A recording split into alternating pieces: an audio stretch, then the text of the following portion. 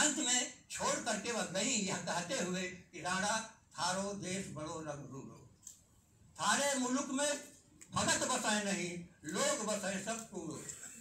तुम्हारा सामंती समाज पूरा समाज है जहाँ विद्वानों का, भक्तों का, इस तरह के लोगों का, बुद्धिजीवियों का सम्मान नहीं होता। तुम भगत के संहारे हो। राणा को हत्यारा करना, मध्यकाल के भीतर एक स्त्री के द्वारा राणा को हत्यारा कहना, राणा भगत संहारा ऐसा कहना, शायद पहला इस प्रकार की आवाज स्त्री मीराबाई को उठाई थी। और आज का जो स्त्री विमर्श चल रहा है यहाँ, वह उसका बीज भाव हमारे यहाँ देखेंगे तो आप मीरा के साथ मिलेगा, उसकी कहीं कोई चर्चा उस ढंग से नहीं होगी। और लोगों ने, उनके आलोचकों ने कुछ यूँ कह दिया कि जैसे वह भक्तों में मंदिर में भक्तों के बीच में कुछ नाचती गाती थी। नृत्य, गीत, संगीत की कला जो वहाँ दक्षिण भारत की थी, और अंदाज की जैसे वहाँ पर मीराबाई उस अंदाज की परंपरा को भी लेकर चल रही उत्तर भारत में। मीराबाई ने उसको देखा कि जो वहाँ पर लोग रसियाँ थी, प्रताड़ित थी, ढंग से चलती रहती थी, वह इसका बिल्कुल यहाँ से बजाया है। मीराबाई का एक पैर निर्गुण भक्ति में है तो दूसरा पैर सगुण भक्ति में है। मीराबाई का सगुण भक्ति में भी एक पैर उनका कृष्ण भक्ति में है तो दूसरा भक्त गुजरात के नरसिंह मेहता के कृष्ण भक्ति में है।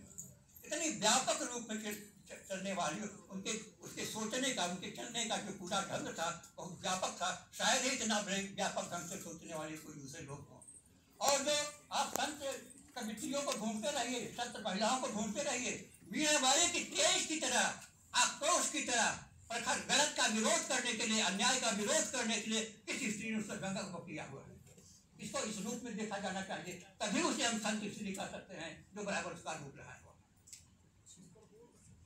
बहुत है कि जीव गोस्वामी, रूप गोस्वामी गौरी वैष्णव परंपरा के बहुत बड़े आचार्य थे। भक्ति रसामृत सिंधु लिखा था, भक्ति का शास्त्र लिखा था, और उसमें भक्ति को 10वें रस के रूप में प्रतिष्ठित किया था। तो ये बंगाल के दो जो गौरी वैष्णव आचार्य थे, रूप गोस्वामी, जीव गोस्वामी, दोनों भाई या निधन के थे। और वृंदावन जो है उन्हीं वैष्णवों का सबसे बड़ा केंद्र, उस समय भक्ति का सबसे बड़ा केंद्र था वृंदावन। वृंदावन में ही मीराबाई के परिवार के राजमल जो थे, जो पानीपत की लड़ाई में शहीद हुए, इस तरह के डरते धरते रहे, उनके पितृकुल के राजमल जो उन्हें बहुत मानते थे, उनका स्नेह उनसे बहुत था। और जब सारे लोग खत्म हो गए तो उसके बाद वो एकदम अकेली हो गई। तो वहां जाते थे, इसलिए उनको वृंदावन कृष्ण भक्ति राजमल के द्वारा उन्हें मिली हुई थी, विरासत में मिली हुई कृष्ण भक्ति और उनका ध्यान गया, एकदम क्या भक्ति गया। और आप कह देंगे कि मीराबाई तो मरी नहीं है, उनको तो भगवान कृष्ण की मूर्ति में समा गई। कोई जीवित किसी मूर्ति में समा सकता है क्या? यह भारत ही एक ऐसा देश है जहाँ एक दिन में, पूरे देश में एक ही दिन में मूर्तियां जो है हजारों टन दूध पी जाती हैं। एक बार आया था ना, चला किताब, वहां से जिस मूर्ति को दूध पिला रहे हैं, पूरे देश में मूर्तियां की दूध पिलाने लगे, और दूध पिलाते पिलाते सब गंगा ने कितने हजार टन दूध पी गए। यह चमत्कार हमारे देश में ही हो सकता है। मीराबाई ही है जिनकी हत्या होने के बाद भी वह जिंदा रह सकती है। मीराबाई ही है जिनके हाथ सांप भेजा गया काटने के लिए, तो वो क्या है बन गया, पाँव का पायल बन गया, यह बन गया, वह बन गया।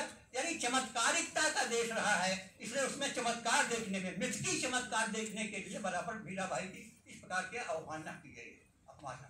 ऐसी ज्वलंत, ऐसी तेजस्वी, कबीर से भी ज्यादा तेजस्वी, कबीर से भी ज्यादा अखड़ और उस रंग विद्रोह के साथ वह खड़ी तोड़ने वाली मीराबाई थी। इसलिए मैं कहता हूँ कि मध्यकाल में, यानी आधुनिक काल में, मध्यकाल नहीं कहना चाहिए, हमारी आदत बनी हुई है कि उस आधुनिक काल में मध्यकाल वाला है, उसमें सबसे बड़े विद्रोही कवि मीरा और कबीर। हिंदी के आरंभिक सूत्र देख लीजिए कहाँ इनको देखा गया। जो पहला उनका निकला, जो विश्वबंधुओं का ना, हिंदी नवरत्न, हिंदी नवरत्न में कबीर और मीरा तो नहीं कहीं है, नहीं है उसमें। अगले उसमें जो मिला तो जायसी भी नहीं थे, जायसी को एक स्थान मिल गया उसमें, लेकिन कहाँ रखे गए जायसी? मथुराम और विजयदेव के बीच में उन्हें सिकोड़ दिया गया वहीं पर। ये रहा है यानी जायसी की जो यानी हिंदी भक्ति आंदोलन का सबसे जीवंत कवियों में से देखा जाए तो मोहम्मद जायसी है, जो तमाम उस तरह के लोगों को बात करता है जिसकी शुक्र जी ने बाद में जोड़ा। तो अगले चरण में तो जायसी को स्थान मिल गया और अंतिम पायदान पर कबीर को भी जगह मिल गई, लेकिन मीराबाई को जगह नहीं मिली। इसलिए हिंदी आलोचना की यह सबसे बड़ी विचित्र स्थिति है कि जब स्त्रियां होती हैं, मिलती हैं, देखा जाता है तो उनकी तरफ ध्यान नहीं दिया जाता। अगर यह जो देश कमिटियां ये बता रही कि इनका साटा होगा ना, कहीं कहीं उल्लिखित होगा ना, क्यों हिंदी आलोचना को इसका ध्यान नहीं गया कि हम उन चीजों की खोज करें। मध्यकाल में हमारी उस पर ऐसी ऐसी कवित्रियां हम वहां पर रख सकती हैं। इतनी दलित कवित्रियां हैं, बहुत सारी दलित कवियां जो उसमें चोखा मेला थे, चोखा मेला की पत्नी, चोखा मेला की बहन भी दोनों कवित्रियां थी। हम कितने लोग जानते हैं? चंडीदास की पत्नी भी जो दलित थी वह भी कवित्री थी, क्या नाम था उसका? तमाम ऐसे भरे पड़े हैं वहां से लेकिन हमारी जो आलोचना की दृष्टि रही है वह अस्मिता के जो दलित हैं, स्त्रियां हैं, उनके सवालों की ओर हमारा ध्यान ही नहीं गया। आपको बताऊं एक बात की जो है 1882 को नारी जागरण का वर्ष माना गया है हमारी आलोचना। 1882 नारी जागरण का वर्ष है और उसमें बंगाल में नागरिक जागरण और महाराष्ट्र में नागरिक जागरण की चर्चा मिलती है। मोक्षदायिनी मुखोपाध्याय नाम की एक महिला कवित्री रही हैं, उन्होंने वन प्रसून नामक एक काव्य संग्रह लिखा और उसमें एक कविता है बंगाली बाबू।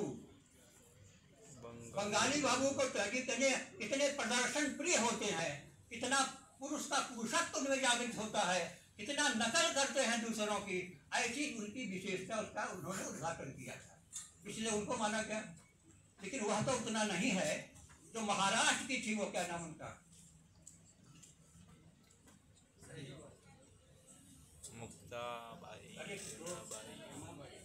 नहीं, जिसने वो लिखा था स्त्री पुरुष तुलना, ताराबाई शिंदे। ताराबाई शिंदे का नाम लिया गया। तो ताराबाई शिंदे की जो जागरूकता है और मोक्षदायिनी उपाध्याय बंदोपाध्याय के विपिन प्रसून की जो उससे कोई खास मतलब नहीं निकलता है। लेकिन ताराबाई शिंदे की स्त्री पुरुष तुलना, पितृसत्तात्मक समाज को तार करना, स्त्रियों के महत्व को स्वीकार करते हुए उन्होंने बात की, यह दिया गया। लेकिन यह बताइए कि उसी समय कहा गया कि उत्तर भारत में स्त्री का वह कोई विमर्श नहीं है, स्त्री विमर्श खाली है। क्या उत्तर विमर्श खाली था? क्या कारण है कि बहुत दिनों के बाद दलित चिंतक धर्मवीर ने सीमंतनी उपदेश की लेखिका और उसकी किताब भी ढूंढा? क्यों एक दलित चिंतक ही उसको ढूंढ रहा है? हमारे तमाम इतना एक से एक मार्क्सवादी, एक से एक चिंतक हम लोग भरे पड़े हुए हैं, हमारा ध्यान क्यों नहीं उन नीतियों की ओर जाता है? हमारा ध्यान नहीं जाता है। अगर ध्यान गया एक दलित चिंतक का गया और उसने लिखा, हंस पत्रिका में एक लेख लिखा था कि सीमंतनी उपदेश की नायिका कौन है, उसे संदेह था। तो कहा कि एक अज्ञात हिंदू औरत, यह नाम दिया। सीमंतनी उपदेश बड़ी महत्वपूर्ण किताब है, वो बड़ी धज्जियां उड़ाने वाली सत्तात्मकता की और स्त्री के प्रश्नों को उठाने वाली है। सीमंतनी उपदेश को कहा कि एक अज्ञात हिंदू औरत, 86 में निकला। फिर 96 में एक दूसरा लेख हंस में छापा तो कहा कि हो न हो पंजाब की बड़ी लोकप्रिय नायिका माई भगवती हो। और माई भगवती का अनुवाद जालंधर में हुआ था, सब चल रहा था, लेकिन हमारे हिंदी में नहीं आया क्योंकि पंजाबी से हिंदी अनुवाद आने की कोई परंपरा नहीं थी। मराठी के अनुवाद हिंदी में खूब हुए हैं, उसको हम जानते हैं वहां से लेकर के। तो यह जो है उसका सच रहा कि लोगों ने कह दिया कि यहाँ था ही नहीं, और हमारे यहाँ के लोगों ने हम लोगों ने ध्यान नहीं दिया। स्त्री प्रश्नों को, दलित प्रश्नों की दृष्टि से हम लोग बहुत बेखौफ रहे, इसलिए हम वहाँ उसका की बात नहीं करते। इसलिए देखा जाना चाहिए कि जो सारी चीज़ें हैं चल करके संतों का साहित्य एक प्रकार से बुद्ध के साहित्य की परंपरा का है, और जो नाथों सिद्धों से होकर के हमारे हिंदी साहित्य में आता है। क्यों रामविलास शर्मा सिद्धों नाथों के साहित्य को खारिज करते हैं? सिद्धों नाथों के साहित्य को रामचंद्र शुक्ल भी खारिज करते हैं, लेकिन वह तो कम। लेकिन रामविलास शर्मा जैसा मार्क्सवादी सिद्धों नाथों के साहित्य को खारिज करता है। सीधे सीधे वह बुद्ध की परंपरा उसमें से आ रही है, लेकिन वह नहीं चाहते बुद्ध की परंपरा का हमारे हिंदी साहित्य पर कोई प्रभाव नहीं पड़ा है। इसलिए न रहेगा बांस न बजेगी बुद्ध की बांसुरी। सिद्धों नाथों के चित्र को खारिज कर दिया कि बांस जब तक रहेगा बुद्ध की बांसुरी बजती रहेगी। इसलिए हिंदी साहित्य से आप उसे खारिज कर देंगे तो अपने हिंदी साहित्य की सीमा को ही छोटी बनाएंगे। उसका जब विस्तार कबीर में थोड़ा सा वेदांत वाला मिलता है तो सब यह साबित कर सकें कि हमारे इसका जो विचार हुआ है संतों का और वैदिक पौराणिक परंपरा का है, वेदांत के दर्शन से प्रभावित है। कबीर के अलावा तो और कोई मिला नहीं है, उसमें थोड़ी गुंजाइश मिलती है और उसके द्वारा उनको सिद्ध कर लेते हैं कि बराबर जो है यार कबीर की बड़ी प्रशंसा करते हैं।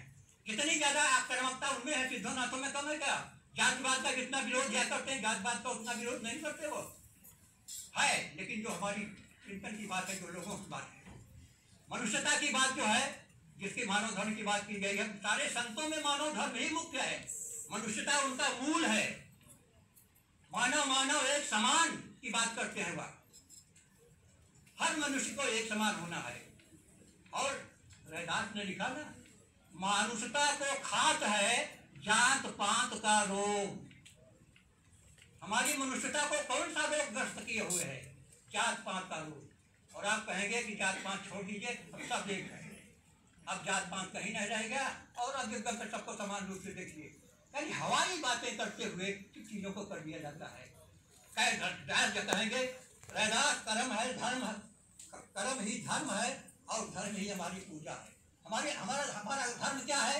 कर्म हमारा धर्म है और कर्म ही हमारी पूजा है। आपकी जो पूजा, आपका जो धर्म होता है, मेरा कर्म, मेरा वही कर्म जो धर्म भी है वही उसकी पूजा भी है। जातिवाद के खिलाफ उनके 20 दोहे देख लीजिए। मानुषता को खात है जात और गुलामी का खुराल। रैदास हिंदी का पहला कवि है मध्यकाल का जिसने गुलामी के सवाल को उठाया और इस गुलामी सवाल को आगे चल करके फुले ने गुलामगिरी लिख कर लिखा और उसका आगे विस्तार डॉक्टर अम्बेडकर ने किया। तो गुलामगिरी के क्या है ना, अरे गुलामी की बात को करते हुए उन्होंने कहा है कि पराधीनता पाप है जाने ले हुरे मीत। पराधीनता पाप है जाने ले हुरे मीत। रैदास दास पराधीन को कौन करे है प्रीत। जो रैदास, जो जैसे लोग जो गुलाम हैं, जो मालिकों के गुलाम हैं, सामंतों को गुलाम रहे, सावरणों के गुलाम हजारों साल से होते आए हैं, उनसे कौन प्रीत करेगा? उन्हें छुटकाते हैं, उन्हें अनटचेबल बना के समाज के किनारे डाल दिया गया है। कबीर पूछता है पारे छोटी कहाँ से आई? हमारे समाज में यह अनटचेबिलिटी कहाँ से आई, अस्पृश्यता कहाँ से आई?